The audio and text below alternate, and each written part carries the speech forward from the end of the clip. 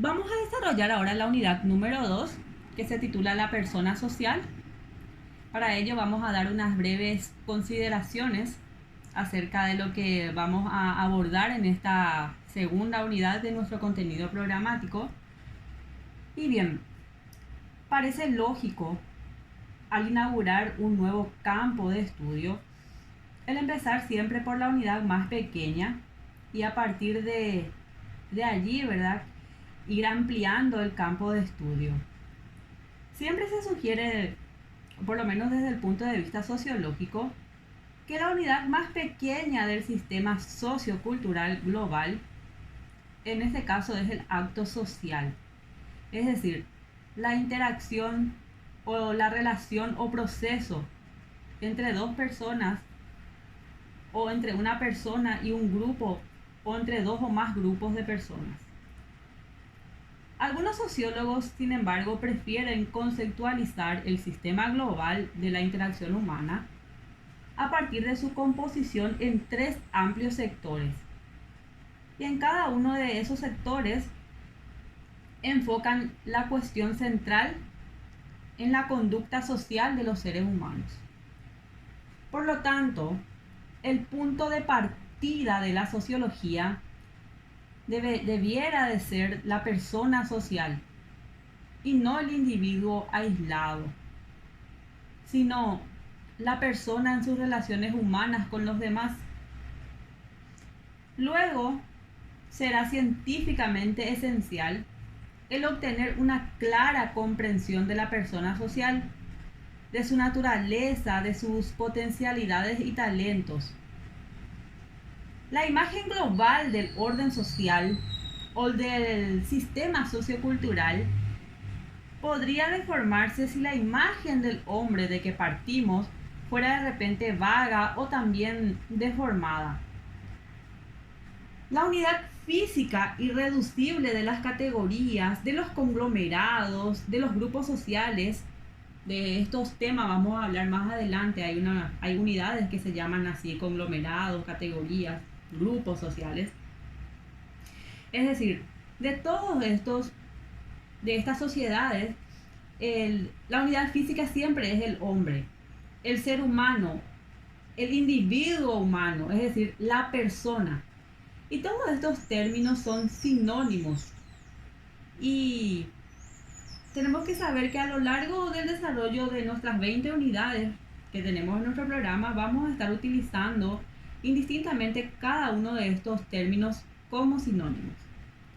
De repente vamos a oír hablar de la conducta social, que es análoga a la de las hormigas, abejas, gallinas y también de los primates. También vamos a hablar, por muy curiosos e interesantes que sean, que tenemos que saber ante nada que al sociólogo no le interesan los niveles infrahumanos de vida.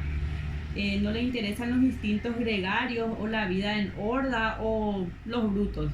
No cabe duda de que el hombre es el único animal social que aquí estamos estudiando y su comportamiento social no es simplemente una serie de reacciones instintivas y predeterminadas ante los estímulos ambientales, sino que, como decía Aristóteles, el hombre es un animal racional. Entonces vamos a estar hablando a lo largo del desarrollo de nuestras 20 unidades programáticas del comportamiento humano de las personas como seres racionales.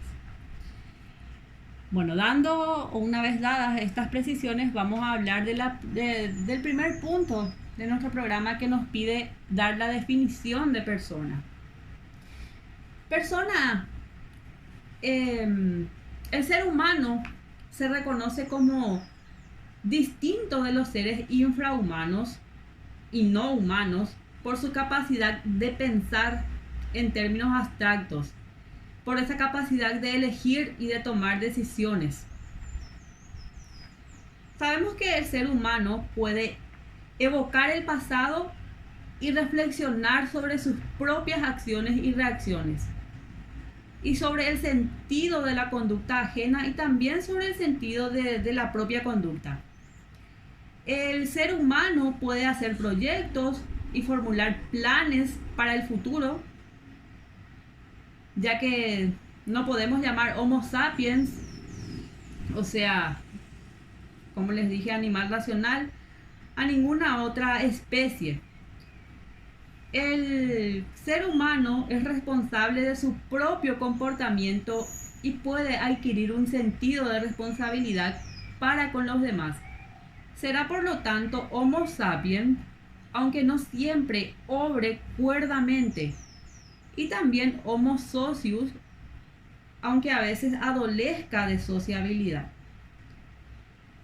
Bueno, el ser humano es una unidad física, individual, distinta e identificablemente separada de todos los demás seres humanos y no humanos, animados o inanimados. Por otra parte, esa unidad de la persona humana no quiere decir que solo se la pueda estudiar desde único punto de vista. La persona tiene diversos aspectos o facetas. Dijimos que es un ser singular e independiente, pero también es un ser compuesto y complejo. La persona humana como unidad fisiológica es objeto de estudio de la biología, de la anatomía, de la bioquímica, de la patología y también de otras ciencias. Sin embargo, la persona humana como unidad moral puede obrar bien o puede obrar mal, y en ese sentido es objeto de estudio de la ética, de la moral, de la teología, del derecho y de otras disciplinas.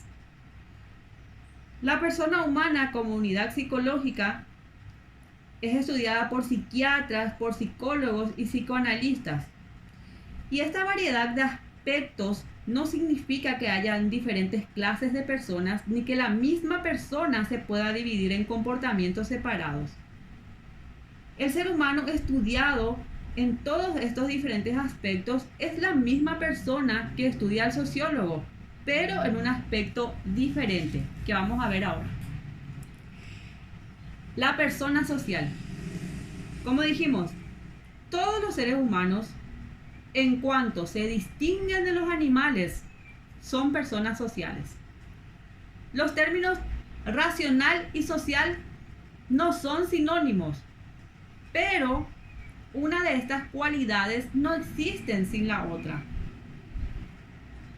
El mero hecho de decir que un individuo es una persona racional implica necesariamente que es una persona social.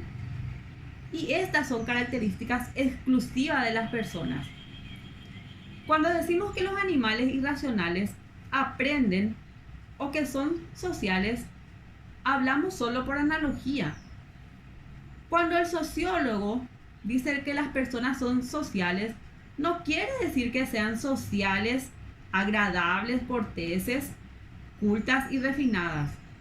No se refiere solo a los eventos y personas de que se habla en los ecos de la sociedad o de los periódicos. Limitar la palabra social y sociedad a las actividades recreativas o a las virtudes de afabilidad y hospitalidad es una restricción de su significado pleno. Tenemos que tener muy presente que el término social, primero que nada, deriva del latín socius, que significa compañero o asociado. La potencialidad para ser un socius y para aprender a obrar como tal es innata en el hombre.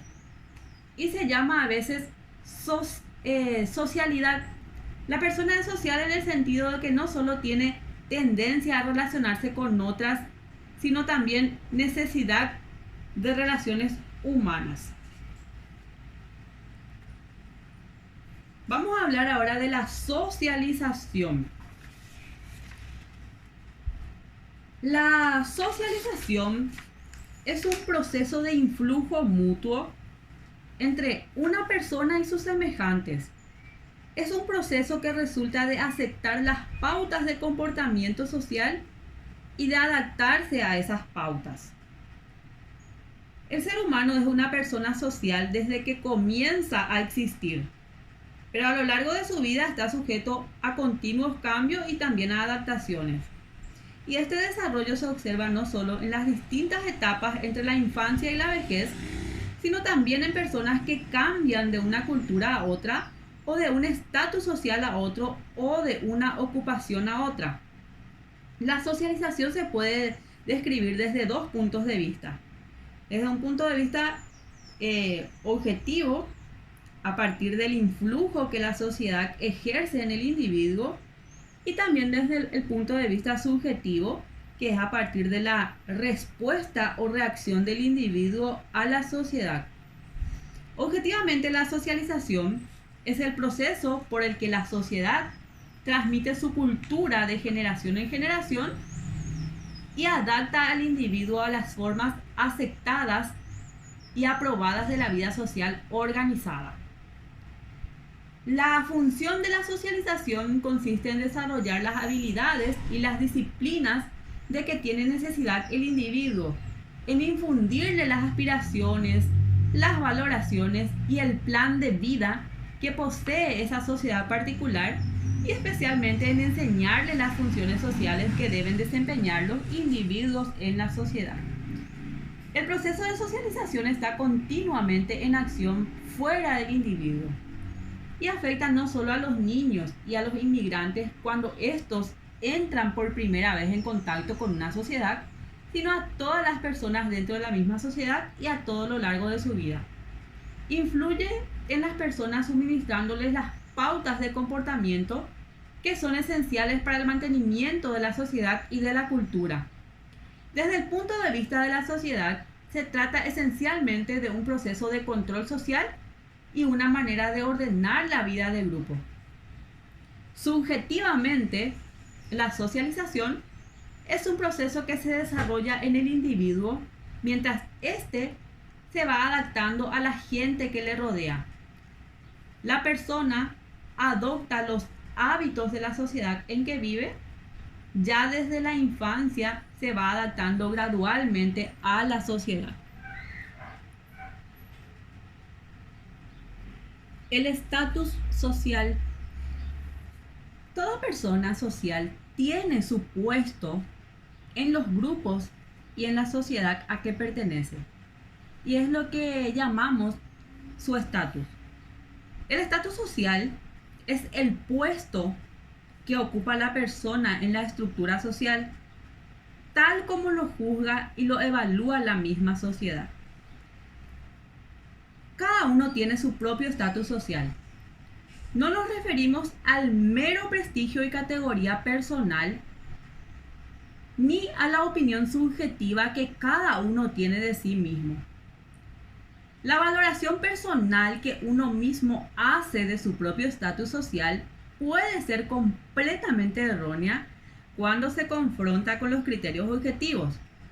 El estatus social, por consiguiente, es la situación o rango que en la propia sociedad le es concedido objetivamente a cada uno por sus mismos contemporáneos.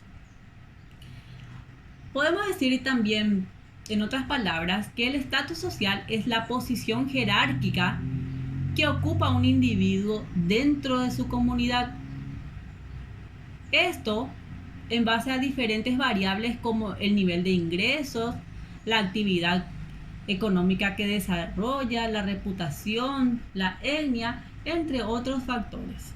Y por último, para terminar con la unidad número 2, tenemos que hablar de la estratificación social. La estratificación social se refiere a las capas o estratos horizontales en que están dispuestas las personas de una sociedad. La estratificación social es la forma en que la sociedad se agrupa en estratos sociales, reconocidos de acuerdo a diferentes criterios de categorización. La estratificación social da cuenta o es un medio para representar la desigualdad social de una sociedad en la distribución de los bienes materiales o simbólicos, económicos o también culturales. Tenemos que tener en cuenta que la estratificación social es una disposición sumamente compleja, para cuya buena inteligencia se requiere un cuidadoso análisis de los múltiples criterios de estatus. El concepto pierde prácticamente su sentido si nos atenemos a la simple distinción entre ricos y pobres, o entre capitalistas y trabajadores, entre poseedores y desposeídos. Esta clase de distinción predomina porque la riqueza y los ingresos o su ausencia se reconocen fácilmente. Sin embargo, hay que insistir en que ni el dinero ni la posición personal en la economía son los únicos determinantes de la clase social del individuo. En casi todas las grandes poblaciones existen personas de buena familia que son relativamente pobres, como también hay personas muy adineradas que se esfuerzan inútilmente para entrar en la clase alta. Bueno, hasta aquí la unidad número 2.